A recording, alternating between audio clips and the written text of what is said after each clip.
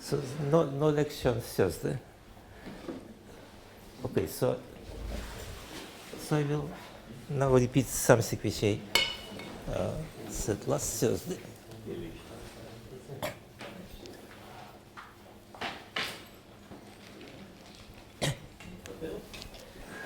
So I told before that there is some idea that there is some kind of weight filtration in all cohomology theories, which are not easy to describe.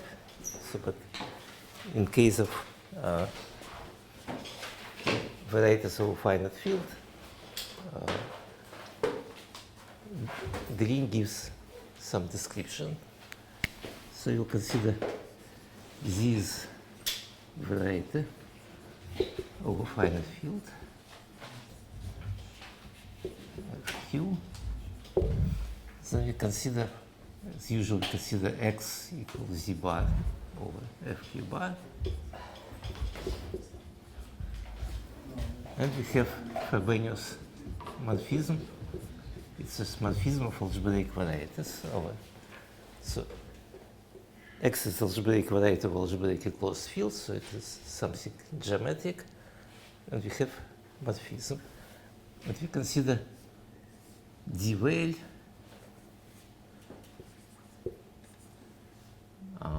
of X, this category of constructible sheaves together with action of Frobenius. And in fact, we consider only mixed sheaves, but in fact, all sheaves are mixed. Now we consider sheaves over some QL bar, which the linear identifies with complex numbers. He chooses some isomorphism with complex numbers. And so then we want to define filtration, weight filtration on this. Filtration on this category. So what it is? First of all, let's consider case when x is equal point. So then Weil sheaf is just vector space together with morphism, endomorphism Frobenius. And we say that so sheaf F is just pair. So we say that WF is less or equal than W naught, so would W naught be a real number if all eigenvalues lambda of Frobenius are so modulo lambda is less or equal q to the W naught over 2 to satisfy.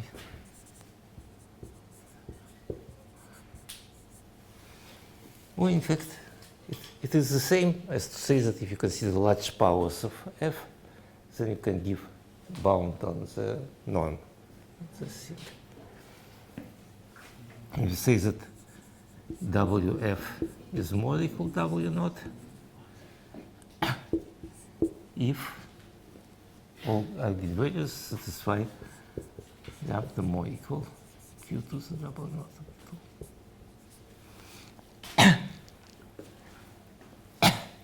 This already doesn't depend on the choice of isomorphism. No, it depends. It depends. This all depends on choice of isomorphism.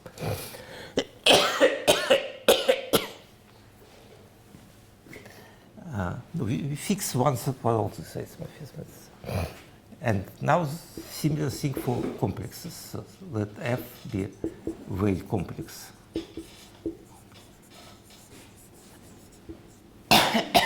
It means that I have a complex. V is a complex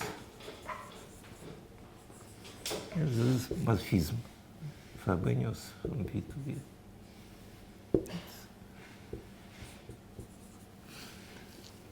So F, you say that WF is less or equal W naught if W of HI of F is less or equal W naught plus I. And similarly. So we introduce this filtration and we say that WF is equal to W naught if WF is less or equal W naught and WF is more equal to W naught.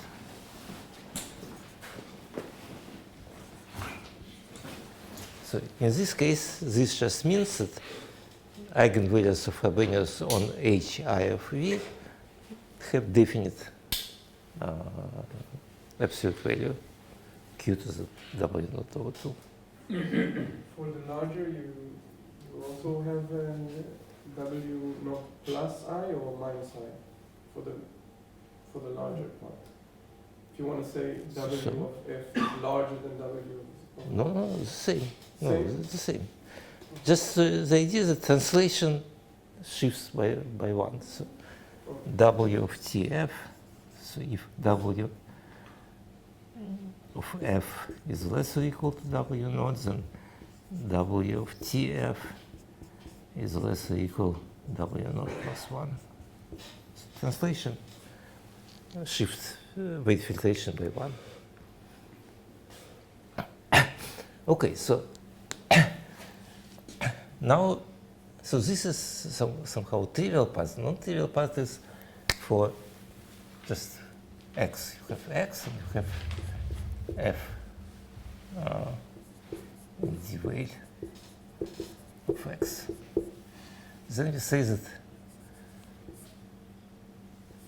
weight of f is less or equal W naught if for any point x in x of fq bar, so it is conditional dense set of points. If you consider Ix star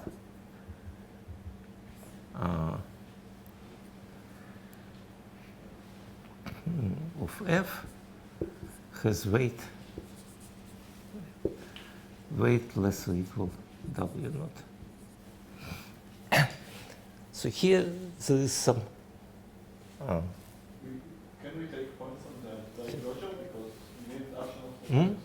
We Okay. need Frobenius to act, and if you take a point in FQ bar, Okay, so let me explain. Suppose I have point in FQ bar, then it is defined over some finite field. Then I can consider this condition. Now it's easy to see that this condition normalized in such a way that if you increase the field, it doesn't change weight.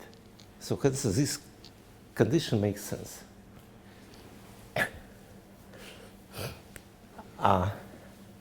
And now we say that WF is more equal W naught if W of dF is less or equal minus W naught. So this condition already is quite different.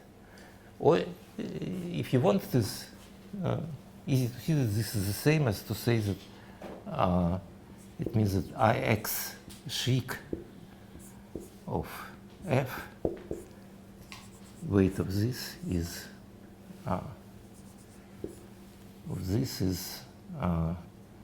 more equal W naught.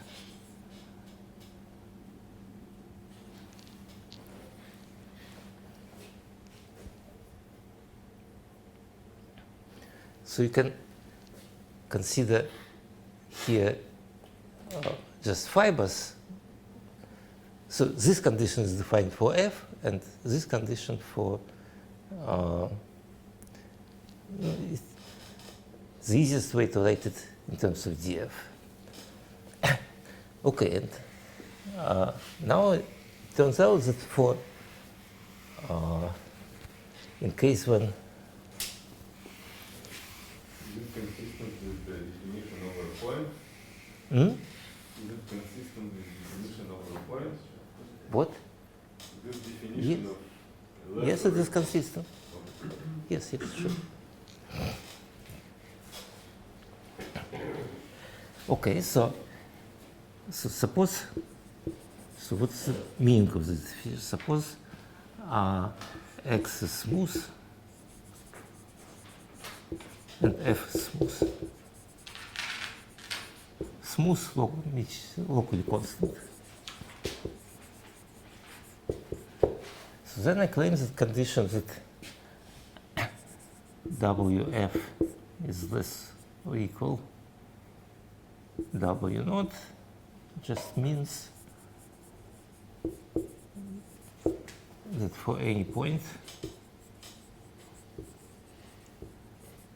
it is Wfx is less or equal W naught, and I claim that Wf is more equal W naught means again that for any point W of fx is more equal W naught in this case.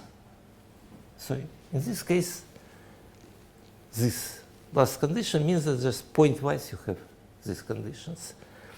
But if, so why it is correct? Because in this case,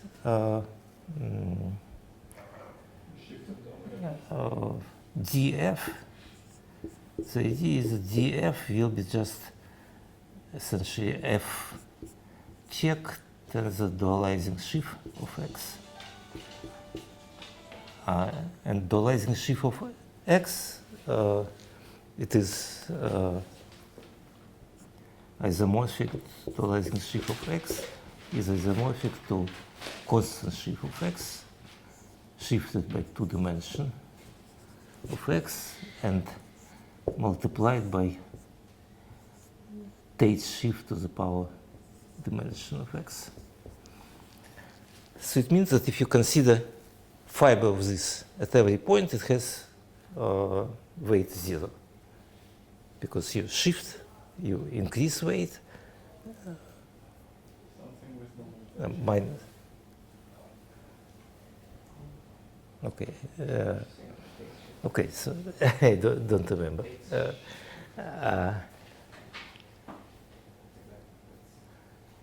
This is the dualizable shift in the category of whale.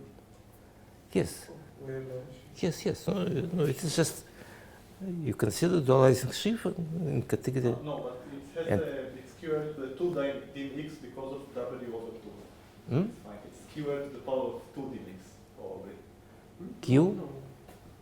Because of the normalization of Q to the power of W over 2. And the Frobenius is of degree P. Q. No, but Okay, so one moment. Okay, so the idea is that this df, no, just suppose f is just local systems, and this will be essentially f check times it should be shifted and so, but it doesn't change eigenvalues. Just it will have the same. For this reason, it will be just fibers of this shift will be just essentially dual to the fibers of this shift. So you can, as a result, you can see eigenvalues. But if it is not smooth, x is not smooth, so f is not smooth, and condition completely not clear. What does it mean? So it is, and this is, so there is some moral in this that one should try to express everything in terms of functors, not try to literally look what is going on. It's very difficult, but if you express in terms of functors, it becomes much more consistent. What? Functors, you mean these 6 or whatever? Six or 5 functors, yes, 6, yes. In terms of these 6 functors. So, in other words, don't try to be too clever, just. So, if you look at how it looks at point and so on, it might be counterproductive. It's better to just apply functor and looks and what's going on at the point.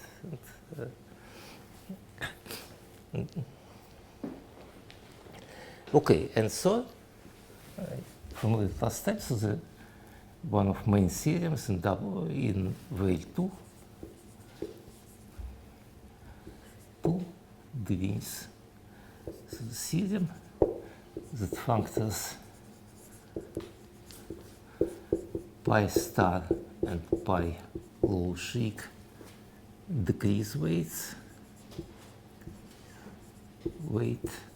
filtration. Functors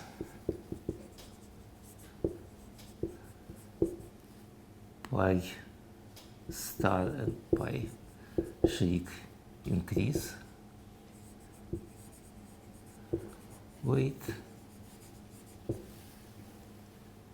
D reverses weight.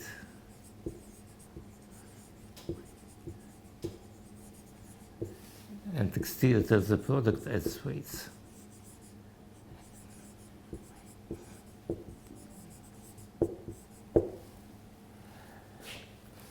Okay, so the claim is that, so about D it is quite clear.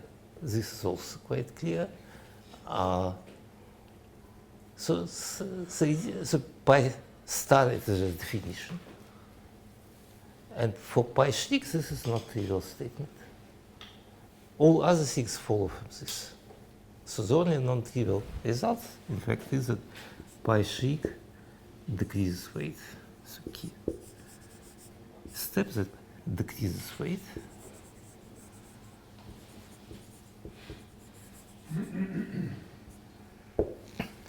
And weight means that on every so this, point, no. This means that if you started with something which had weight less or equal 10, then image will also have weight less or equal 10. That's all. That's the only way to interpret this phrase. There are two ways to interpret this. What? There are two ways to interpret this. You can also assume that the image has weight more equal than something. That doesn't imply that the original one also has. What? weight equal. That's why. No. That's how it's called. Let's you apply D first. That's how it's called. Third, excluding third alternative. Okay. I claim that this is the only way. Okay, so the idea is that when I write statements, very often it means that you should. So formally it means that what I said, and I think that this is the only one, the only interpretation which I see. Okay. Let's emphasize that weakly decreases weight. Yes. No, weakly. Decreases is always weakly. Okay, and the idea is how to prove this.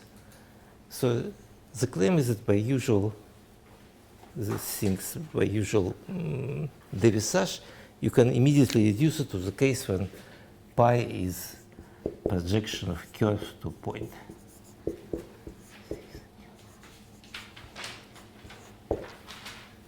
So in fact, it is enough to consider this case.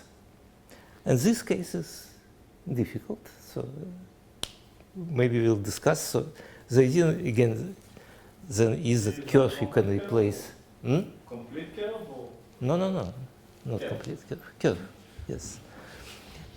Smooth, if you want smooth curve. You can reduce to smooth. You can reduce to smooth. Yes, you can reduce to smooth. And in fact, you can even, then since for finite morphism it's always easy to understand everything, So you can, and any smooth, any affine curve is finite over A1, so you can reduce it to the case when C is equal to A1. Without several points, Hmm? maybe without several points. It doesn't matter. Because if it is with some several points, you first extend by 0 to these points. This clearly doesn't increase weights, and then consider image.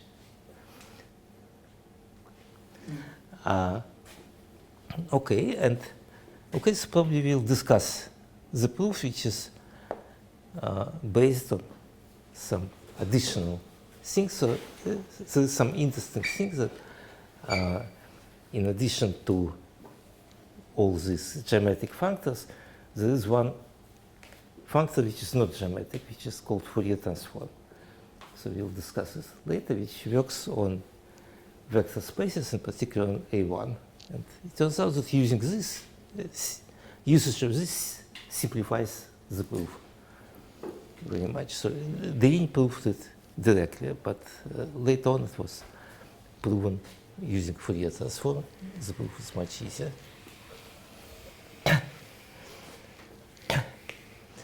Okay, so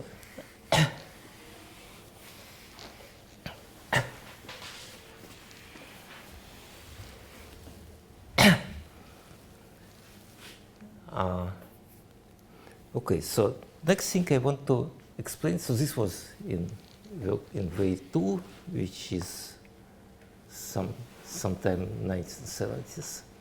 I don't remember. And then after this, Way 2 is 98. Published 98. What is? Way 2 is published 1980. That's it. Yes. Took Okay. 6 years. No, but it was Announced in it was 75. announced before. Okay, and then appeared perverse sheaves. And then question is, what is the relation of this filtration with perverse sheaves? And here's the theorem, it's Gabber's theorem. So let F be, maybe I say here, so here we considered weights which are real numbers and so on, but in fact you can show that you can consider weights just integers. That the subcategory where all weights are always integers is close with respect to all functors. Just, and that's only in this case. Let. What do you mean for waves of integer? So you gave the definition in terms of inequality, so... Yes, so the claim is that the whole category splits the direct sum of categories, which corresponds to, so to say, integral modular. So what does it mean? Does it mean that you take the fiber and ask the Frobenius ask targeted integers? Yes, Or with like after Yes, the yeah. p to the power? yes, Is that- yes. And there's a fiber-wide definition. You don't need here duality or whatever. Just It automatically also will be dual. this is my question. So this Yes. figure which defines fiber-wise, it's Yes. Okay, so the theorem is that so it has several different versions. The main version is that let P be a simple perverse sheaf. Perverse wave sheaf. Then it is pure. Pure. So that's one of. What does pure mean in this context? It is both way That- smaller than and equal and greater Yes. than. Yes, so F is called, okay, F is pure of weight W naught. So here you don't If need to mix this. WF is less or equal W naught and WF is more equal W naught. So in case of smooth, if you have smooth situation, this means that all eigenvalues at all points, all eigenvalues are exactly of absolute value W naught, Q to the W naught over 2. So in this But- theorem, you don't assume a priori that the shift. Hmm? In this theorem, you don't assume that the shift is mixed. No, I assume that shift is mixed. Yes, it was. Oh. No, I consider I work only with mixed shifts. So the theorem on the right hand side is also valid only for mixed shifts. Yes. Ah. Okay. So there are no, since there are no, all shifts are mixed, so it doesn't. Okay, but historically, where you prove it for mixed shifts? Yes, yes. Very Of course. difficult. Okay, too. Okay, I simply don't. So let's work always with, when I say where shift, in fact, I will always mean mixed shift. Oh, I don't like it. Just. It is pure for any identification. Hmm? If it is pure for any identification of Q equals C, does it Yes. imply that Yes. the eigenvalues are algebraic? Yes. Yes, that's okay. So this is just so this is true for any identification tau, for any isomorphism tau. Only makes So sense. just so the idea is that in fact, of course, philosophically, it should be true for somehow sheaf which all eigenvalues are algebraic numbers and so on. But sometimes it happens that you can prove theorem which is stronger than, which includes case which you need, and it's stronger. Just it's very often happens. For instance, in my summer, so we worked to prove some for category odds that is correspondence with D models and so on, and then we realized that it's just true for all D models. You don't need category or whatever. So, What, hmm? what did you say? Right now, I didn't. No, it doesn't matter. Okay, so in fact, so I want to explain that this also implies several other things. So first, it implies that let P be a perverse sheaf.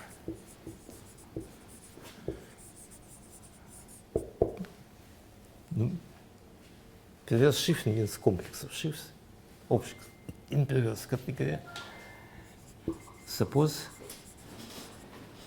P is pure of weight W. I apologize. Yes. Could you please explain why you have mentioned that theorem? You wanted to. What? You stated some theorem. Yes. It's in my. So why- Out of context. Is it interacting with base 2 in some way? What are you trying to say? No, no. I'm saying that now, so this was theorem, so as we explained 1980 when perverse sheaves were not Born. yet in game. So now we want to compare these results by the link to, you have additional new structure, perverse sheaves, so how they are related. So it turns out that they are related quite a lot, which in particular shows that category of perverse sheaves is a real category. But the constructible sheaf is not very meaningful object. It's just technical object and the way to describe all this. So theorem, so I will formulate several forms of this theorem. So first of all, that any simple perverse sheaf is pure.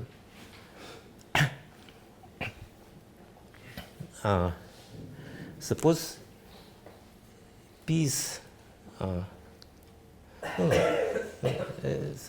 excuse me. and Q is its subquotient.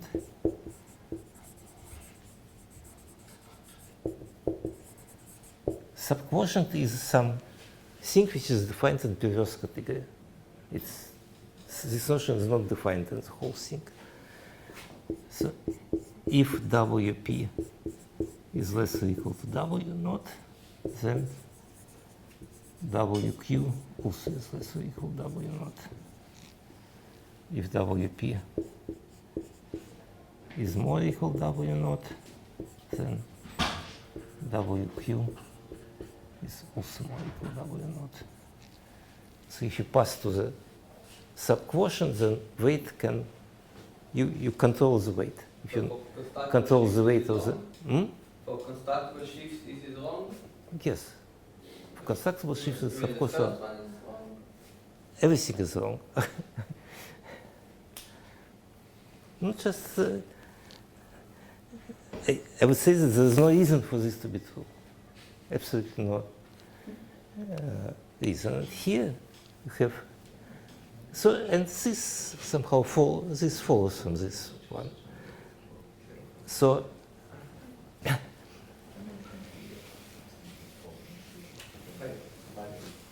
no, the first one is true. What do you mean? so next, Yeah, but the fiber is exact factor. No, Yes, no, but no. what is the portion? So the portion is the abelian category of constructible shift. The fiber commutes with the subportion because it's exact factor. So okay, the so first one is correct, but the second is not because the Schritt fiber does not commute. of course. Okay, so now I would like to explain that for perverse sheaf, this weight fixation defines, in fact, actual fixation on this perverse sheaf. Perverse sheaf is object of abelian category, so there is a notion of fixation in this case, and the claim is that weight fixation defines such thing. Namely, for this I need a lemma. So let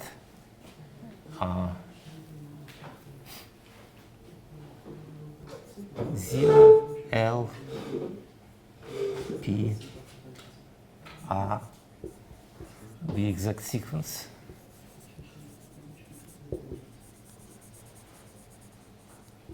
of perverse shifts.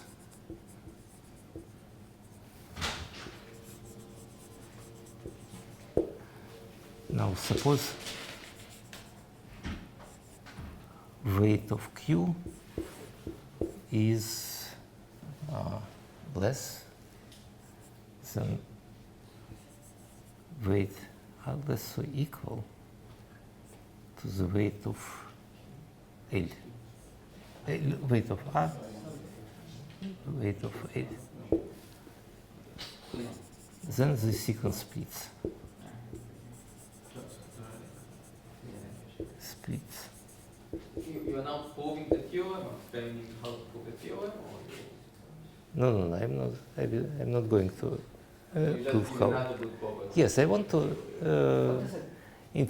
I want to understand what is the structure now. So, so this is typical usage of weights.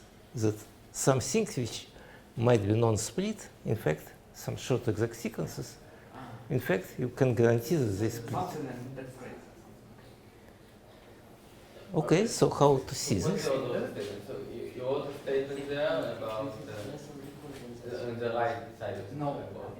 Suppose that weight here is less or equal weight here. Then I claim that this sequence splits. But before this lemma, you state a statement. This lemma is for proving this statement. Yes. Weight support. No, this lemma in order to explain how weight fixation looks like in abelian category. So we defined notion of weight fixation in derived category. Now suppose I have abelian subcategory, perverse sheaves. What can I tell about this thing? It turns out that it induces weight fixation on abelian category in a very clear way. So I will formulate precisely the statement, but I want to explain. So we have this statement that weight fixation controls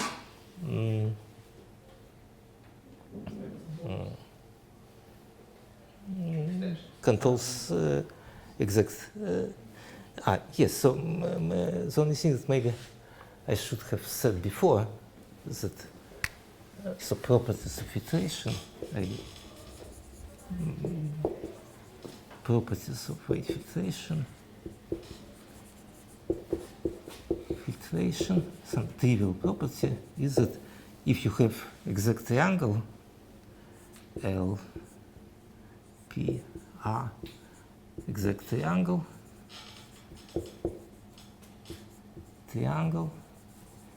then so say weight, collection of weights of P lies in union of collection of weights of L and collection of weights of R.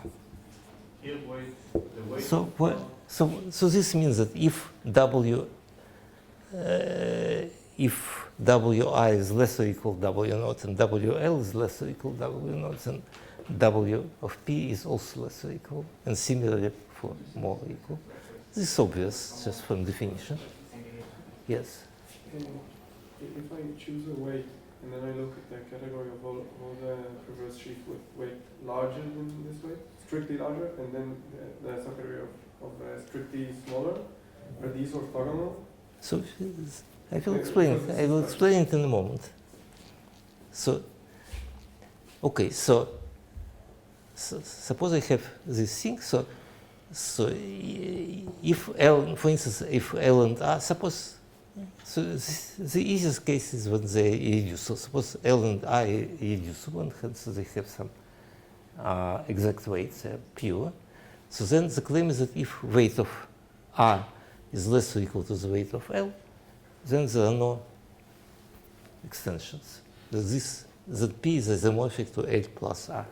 So not necessarily strictly less or not necessarily strictly less. So we'll see in a moment. Non-strictly less. So it's then this sequence. Okay, no. Self-extensions aren't possible. Let's consider. First, let's consider when strictly less, and then we'll discuss what will happen when. And the idea is the following: that you just write such sequence. From such sequence, you have the following exact sequence: home R to P, just R to P, home R to R, home X1,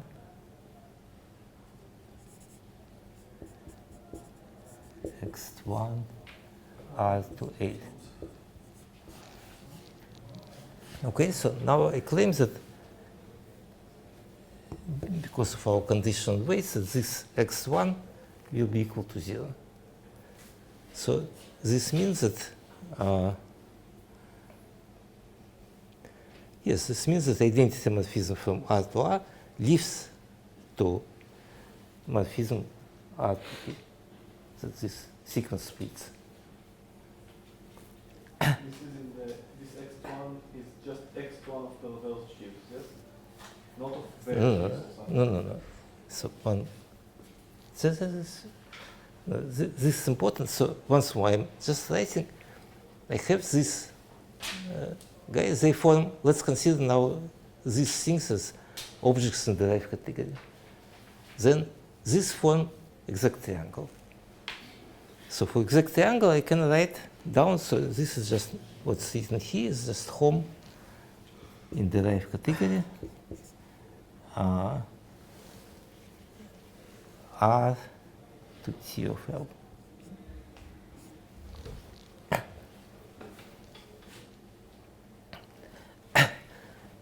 When you say D, you mean D veil or D just D? D veil. You take into account for values. Yes. So okay. So let's just. Okay. So important thing. So let's discuss it. But important thing is that I claim that this is equal to 0, and then this means that my sequence splits. So it's really less or equal. I mean, Hmm? yeah, so it's really less or equal is enough. What? Less of it was probably enough. So Because the T shift. because the T gives you another, you gain by 1. It's less than that. Yes, but this is the problem is that it's not quite correct. Then it's not quite correct. You have a proof, but it's not right. Because we have self-extensions. Let's discuss it. No, I just discovered it just this moment. So. Okay, so this is equal to 0, so this means that you have a splitting. But so if you write it this way, you'll get similar thing, but there is some contradiction. So the idea is that suppose everything is over point, and they consider this just spaces, but suppose that Frobenius is not semi-simple, is important. Then you get some non-trivial sequence, but all the weights will be equal. So then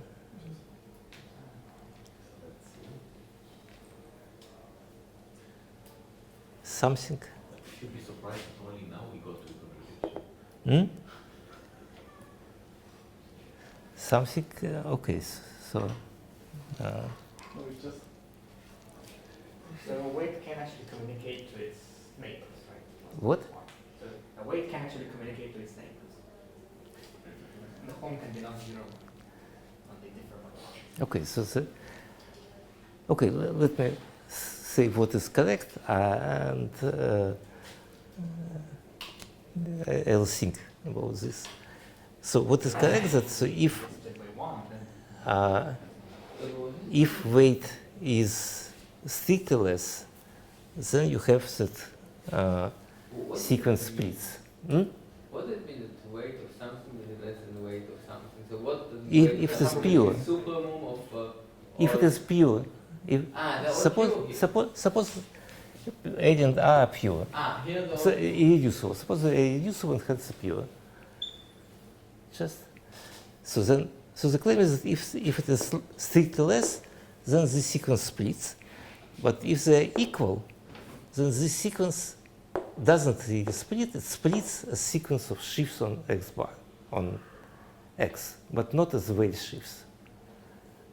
So because Frobenius can act non-trivial. So for instance, in case of point, you can here have trivial, for instance, trivial, and here you have some action, unipotent action of Frobenius. So this is example where it doesn't split. It doesn't split as weight shift, but if you forget about action of Frobenius, then it does split. So this is typical situation. I think the only way to make this argument with home fine is to state that arrows of some degree between complexes has some action of Frobenius coming from. Okay, so I just don't want. Let me during the break I will think about this and tell what. I want to communicate what is really correct. So now, what does it mean? So the claim is that if weight here is whatever less than weight here, then we can always interchange and move R here. So what does it mean? That if you have, just consider you have any abelian category with object of finite length, and you have some function on subquotients, on irreducible subquotients, some function, and you're trying to understand how they are related. If you have such kind of things, that if you have something here larger than here, you can change, it means that you can always construct filtration such that weight will increase. So hence the claim is that any subcorollary is that for any p, perverse, there exists canonical filtration, weight filtration.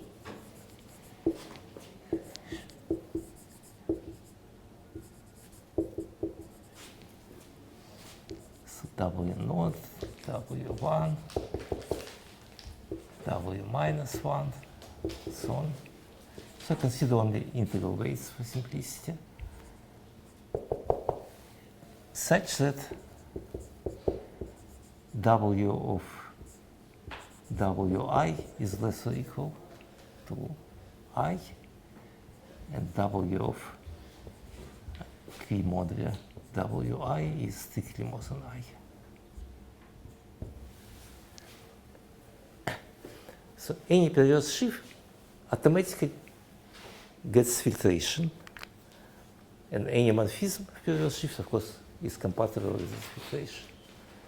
So filtration on derived category defines the filtration on abelian category, which this kind of filtration is okay, much more familiar. It's clear what it means. Can you, so just about this statement, these are home in the derived category, right? Derived category. Yes, this is home in derived category. Okay, so you're considering perverse sheaf as embedded in the Yes, category? sure. So the idea is that what is perverse sheaf? It is the heart of some T structure and so on. So how we can operate with this thing? We have perverse sheaf, we know what are morphisms between them two, because these morphisms are the same as in the derived category. That's all, that's in some sense the only almost the only information which we have. And we would like. All of the opinion category of a T structure, of a heart of a T structure, Yes. is the same as if you are Yes, embedded yes. and you look at the whole. Yes, of course. The only thing you don't have is shifts, right? Because if you shift the perverse shift, it's not necessarily perverse shift. Then it's not perverse sheaf, so it is. I don't understand the question. No, I understood what I want. If it's an answered question, then answer. Okay, so once more,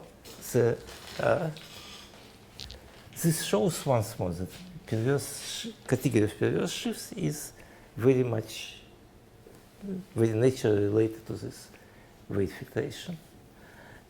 Now let me remind this thing. So general lemma of proposition. Let Fh be in the derived category in well sheaves or mixed. Right? So suppose weight of F is less or equal W naught, and weight of H is more than W naught. So then I claim that home Fh is equal to 0.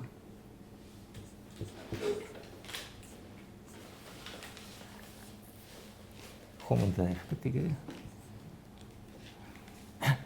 And the proof is the following, that we can write this home in the following way, that home is equal, okay, so let's look at this. So home, I think that in this way we'll get, so home F H in the category of well sheaves. I can interpret in the following way, consider home Fh in the category of simply d of x, and then take here elements which are invariant with respect to Frobenius. Okay, so maybe I'll write here. Okay, I repeat the proof. I did it seriously, but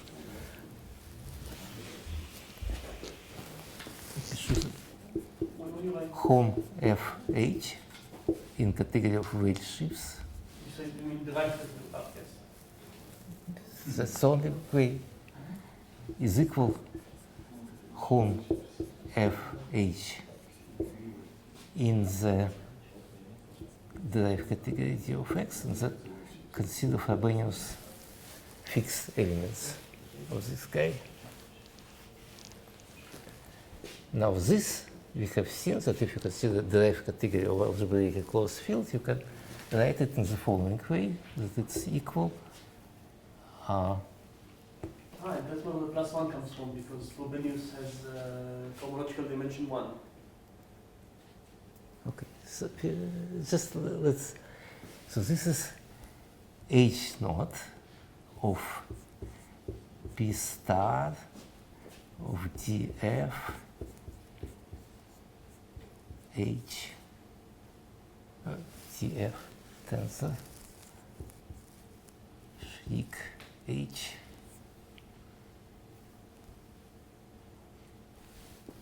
and then Frobenius. Okay, so let me remind you, discuss it, and I want to. So I have now X without any Frobenius. I have F and H in D of X. I would like to write down home in D of X, F and H. And the idea is that this, in fact, is more correct is to write down home as not as a, just one group, but a complex. And it can be, so it's generally, if you have any derived category, I'm not sure the great category, but for derived category definitely, you can write home as really complex, such that home, actual home will be just H naught of this complex. So let's, okay, so let's consider home as a, I don't know, home as complex. So I want to construct, starting from F and H, I want to construct complex vector spaces. How I do it? Complex vector spaces I consider as sheaf over point, as a complex over point. And this sheaf will be just P star. I have my X, I have morphism X to the point, P star of df tensor, tensor Schlick H.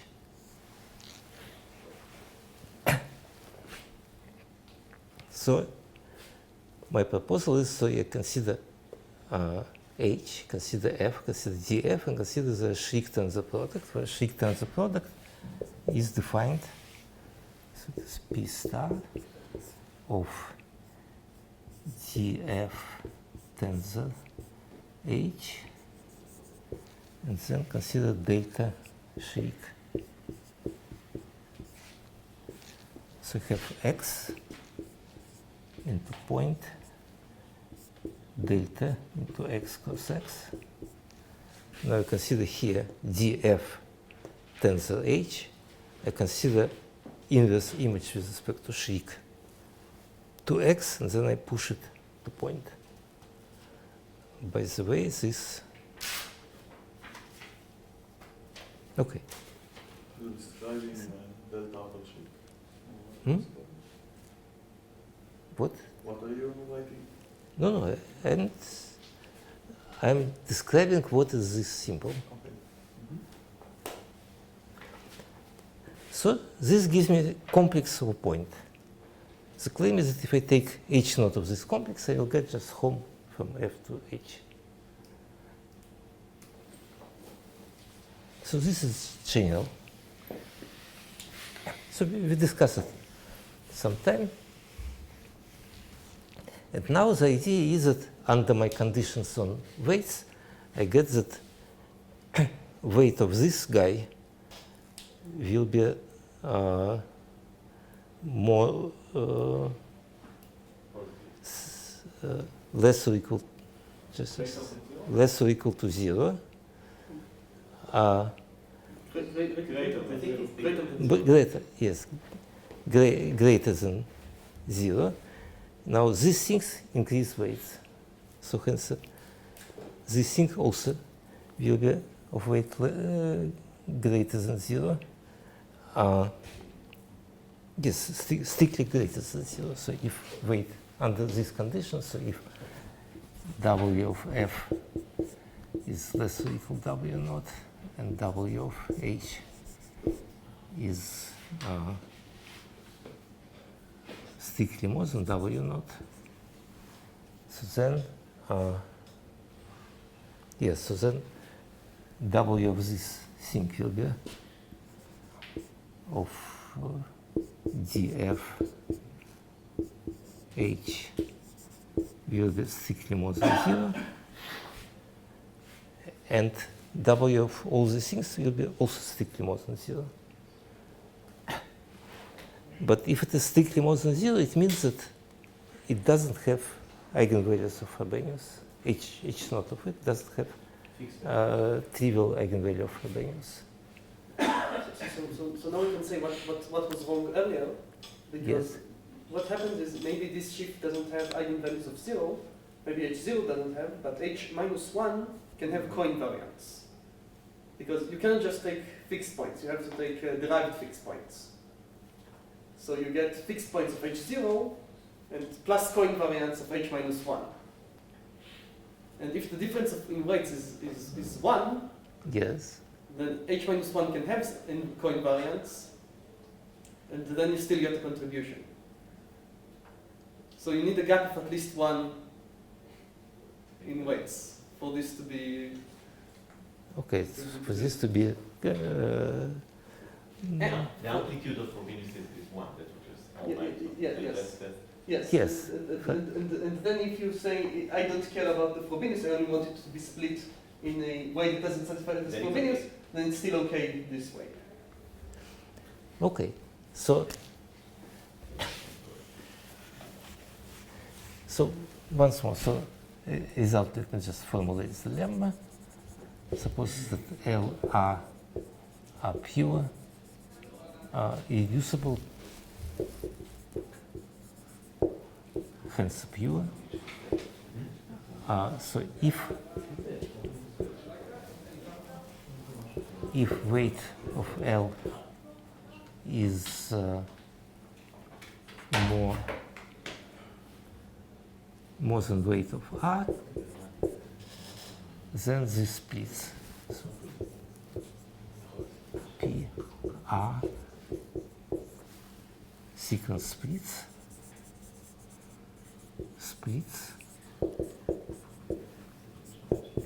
If weight of L is more equal to weight of R,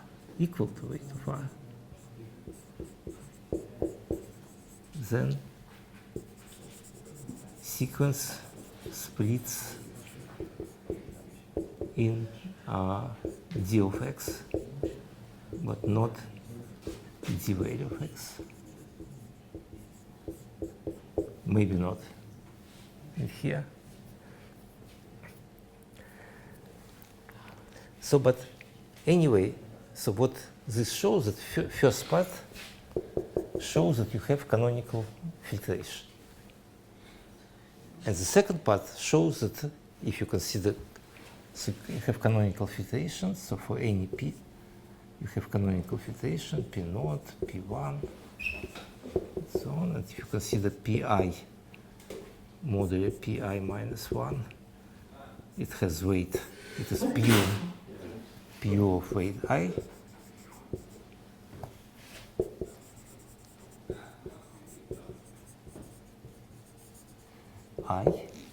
And then if you have perverse sheaf which is pure of weight I, then the claim is that it splits as sheaf without action of Frobenius. Action of Frobenius might be not semi-simple. So in original Grothendieck conjectures, they would imply that Frobenius also split. No, inappropriate situation. So what does mean appropriate Frobenius splits? It's of course not correct in category of delay. It's not split because I can just take over point, take something which doesn't split. But the idea is you can formulate, for instance, the following. Suppose you have some algebraic variety and you consider its cohomology and then take some fixed piece of these cohomologies. So the claim is that Frobenius should act semi-simply. So this is original Grothendieck's conjecture. This is not proven. So it's just method of way 2. They don't allow to prove this thing. So the conjecture is that in geometric situation, Frobenius always acts semi-simply. Yes. For So any what? geometric sheaf of a point, Frobenius acts semi-simply. Okay, so it depends what you call geometric sheaf. Is it what you said? For instance, Closed what is said, for sheaf of instance. double Yes, sheaf yes, of yes, constant sheaves and all the functions. yes.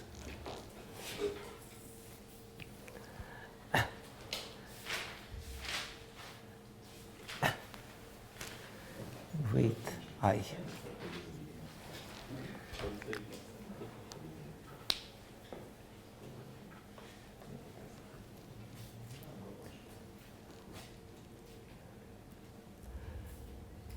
Okay, so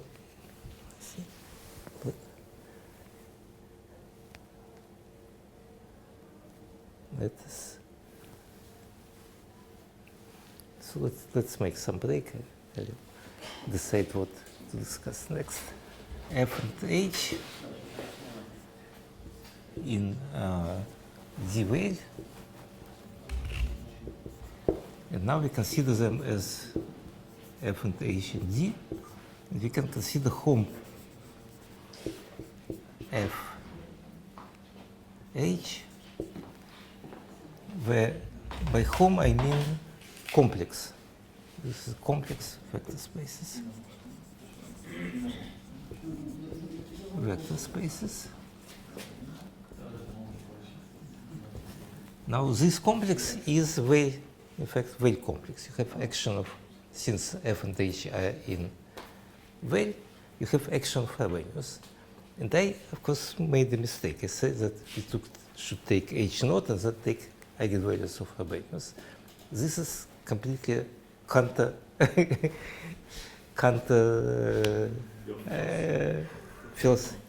to philosophy. You just cannot do this.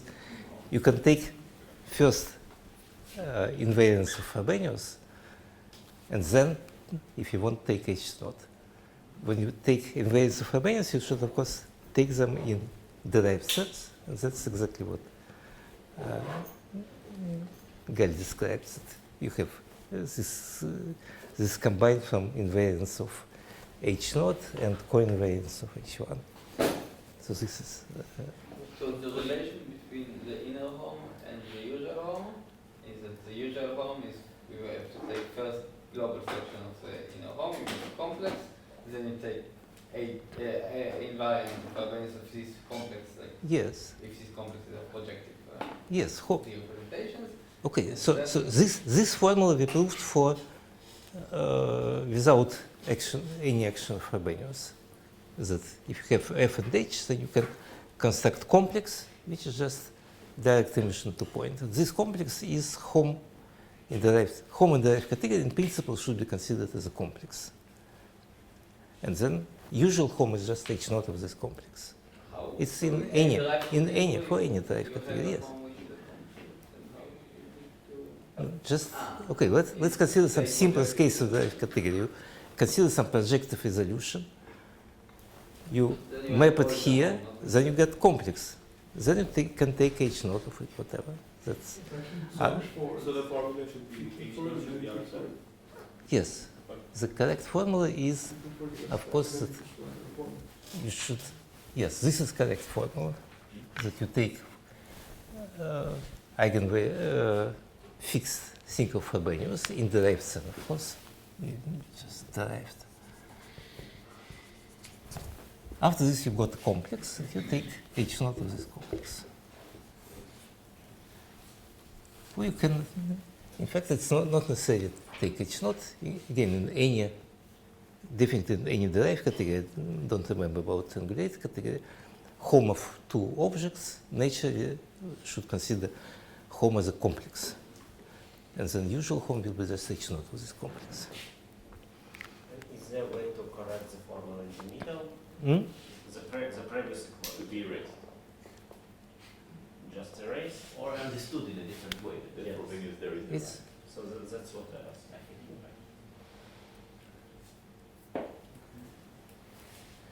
okay, so okay, let me repeat. So if you have any kind of derived category, I'm not sure about triangulated categories, so this is some derived category, then for any two objects, fh, you can in fact construct Hom. Fh is a complex of abelian groups.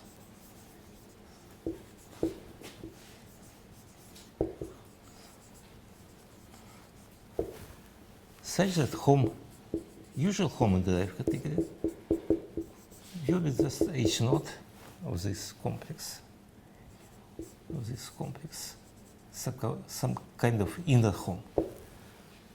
And the claim is that in our case, this inner Hom can be written by composition of these six functors. If you interpret this complex as just complex of a point, this is just explicitly written as composition of factors. So that's again some general ideology that you should try write everything which you see as a composition of these functors, in terms of these functors, not introduce some new structures. If possible, so otherwise.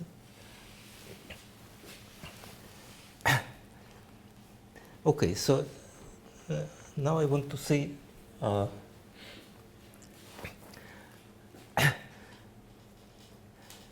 so this implies, for example, the following statement. So let me so decomposition theorem.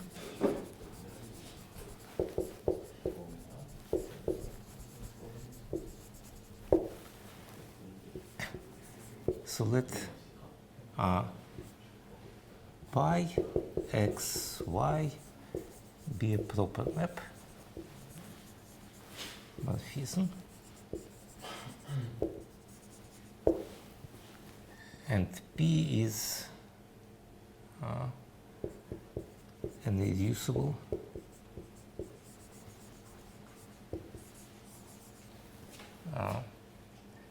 x, irreducible sheaf on x, perverse sheaf.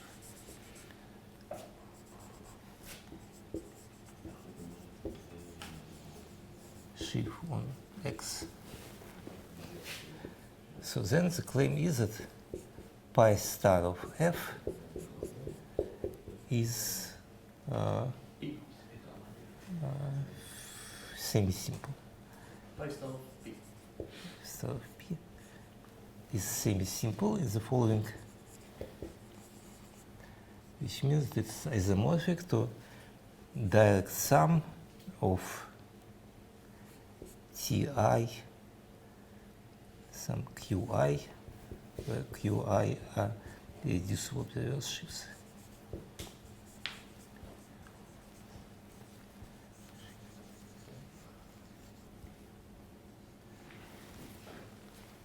Okay, this is the composition. Let's put it quasi-theorem.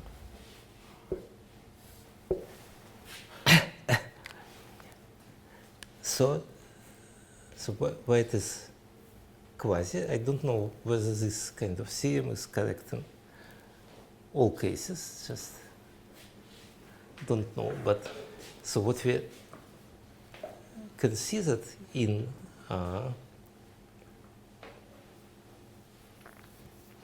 yes. So but maybe before this, I should say that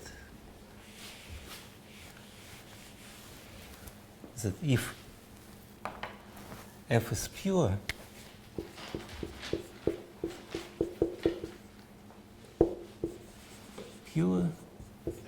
then No.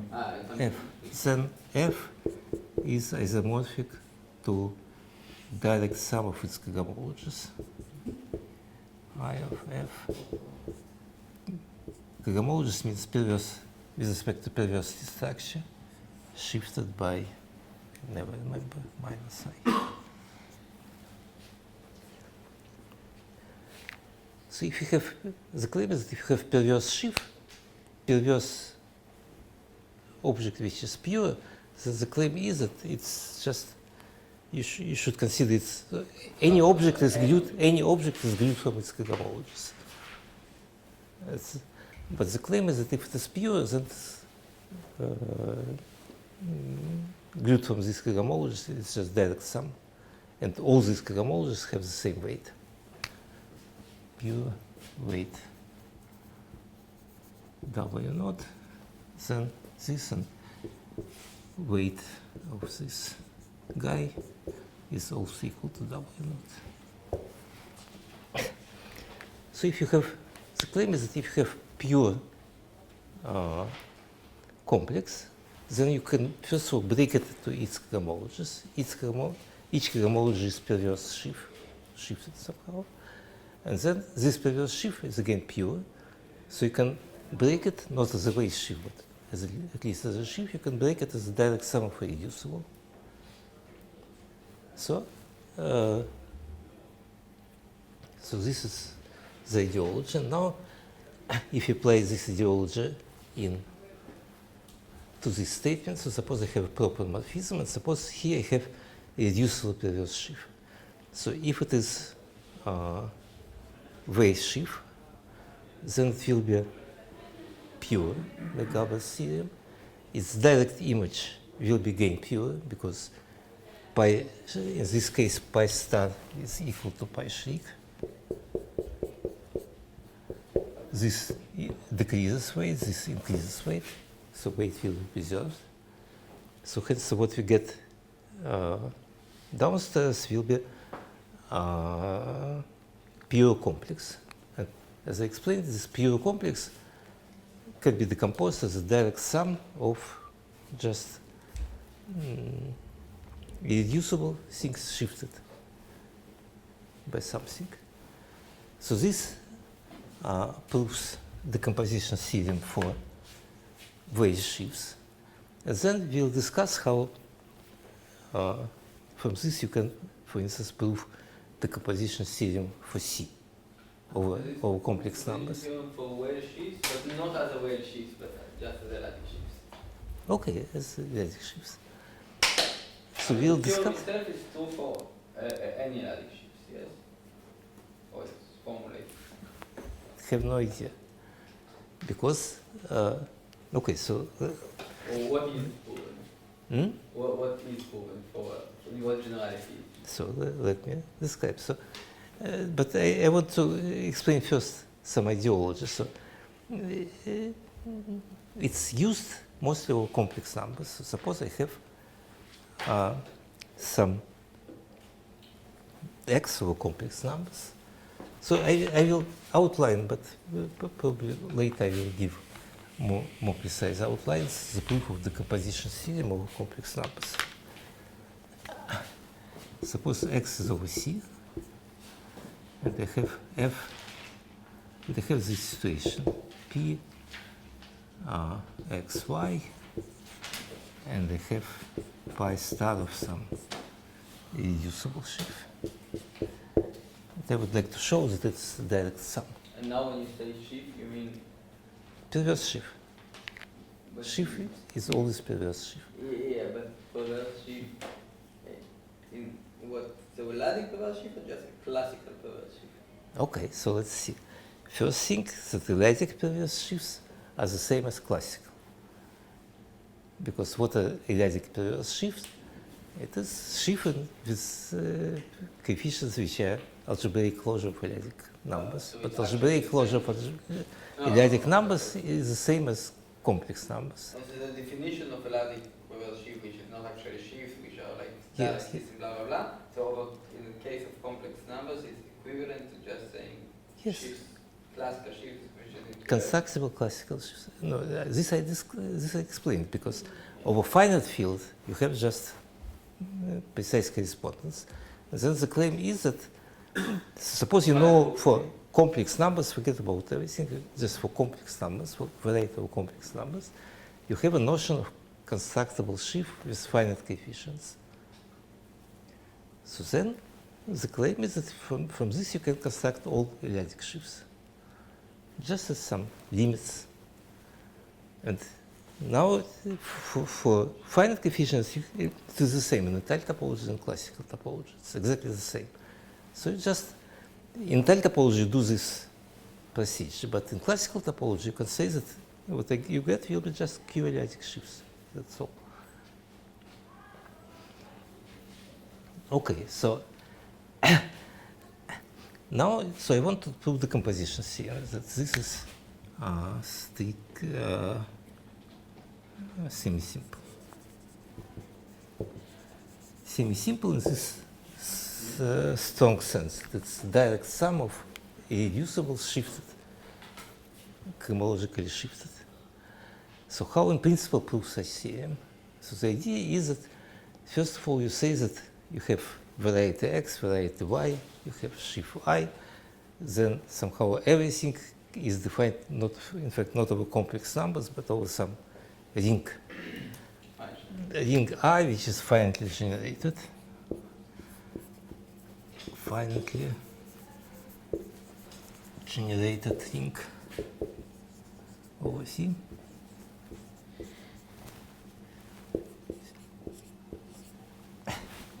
So here is the first point. X and y are, of course, defined over such thing, but for I, you don't quite know whether it is defined. So let's say that it is defined as follows. So usually it's done, for instance, the following way, that you say that it's of geometric origin. It means what's geometric origin is that you have some finite number of algebraic varieties, you consider constant shifts on them, you consider direct images, truncation, and do some kind of operations. But everything which you got in this way is called of geometric origin. Okay, so it means that it's obtained by some finite procedure from some algebraic varieties, maybe not x and y, but some other algebraic varieties. This is additional assumption. The Yes. should not. Yes. Like And without this assumption, I don't know how to prove the composition theorem. so I don't know whether it's correct. it's an So important I can formulate this theorem. The only thing that it's quasi-theorem because I don't know whether it's correct or not in this generality. Now, when it is of geometric origin, then I can define everything over finitely generated ring, and then what I do, I consider morphism of this ring into finite field. So very, very many morphisms. And it's some kind of general nonsense that if you have finite situations, then for almost all such morphisms, you can replace x by xq, y by yq, pi by pi q, and so maybe let's write mu. You can consider specialization of all this at the point nu and I by I nu. And you can show that it commutes that pi star I will be equal pi star nu of I nu is of I of nu, and so on. So you can rewrite the whole situation, pass to this finite field situation. Now, with this finite field, this already will be Frobenius sheaf. And then you can use this theorem in order to show that direct image will be semi-simple. And since this is true for almost all points, you can show that your original sheaf is also semi-simple. So this is general thing how It also will be true for sheaves with coefficients in non-algebraic class fields in Q. Where it's not algebraically closed field? No, no. So you say that the sheaves should be like QL sheaves in all this procedure to work. So Q or QL or QL bar. So QL bar is the same like C. So for C sheaves it's true, but for Q sheaves, No. So or Z. this I don't quite. So if you consider some different coefficients, for instance, coefficients, okay, coefficient characteristic 0, non-characteristic Let's 0. start with Hmm? let's start with Q. Q. So you want to show the direct image will be semi-simple. Let's extend from from Q to C. If the semi-simple there, then semi-simple there. That's So general. It is true. Yes, this is And if you work General. over Z, no. Over Z, just it's not true.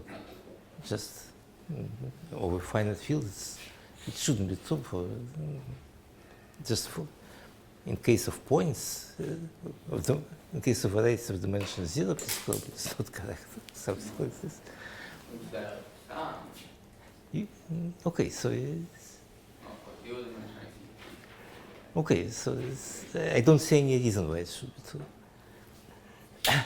Okay, so just I explained that there is, so using this method, you can deduce some results about varieties and shifts in characteristic 0 from results, strong results in characteristic P.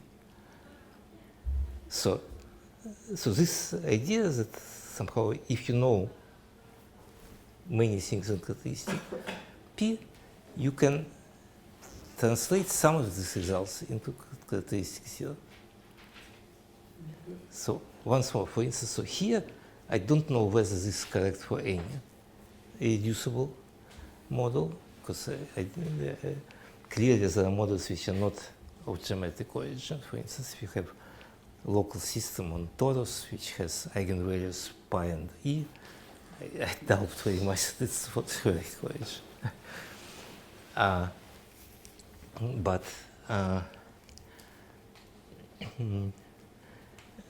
But for some geometric situations, this is just correct and allows translate. So once more, probably if you would know general theory of weights and different homologies, getting this idea of that there are some weights, so then we wouldn't need to go to finite fields. So far we know quite detailed information in case of finite fields using this Deline's work. As a result, we can prove many theorems for complex numbers, for varieties of complex numbers, by going to finite fields. Yes. How did you get a whale sheaf? I understood everything. You got a No, because pure sheaf. no, you get sheaf over variety over FQ. So how you get, if you have sheaf over variety over Q, then when you lift it to FQ bar, you automatically have Frobenius structure. Sheaf for you is not something on the tal side. It's sheaf for you is you look at the points. No, and then- so okay, so let me try. I think that I talked about this. It's if you have sheaf over variety over Z,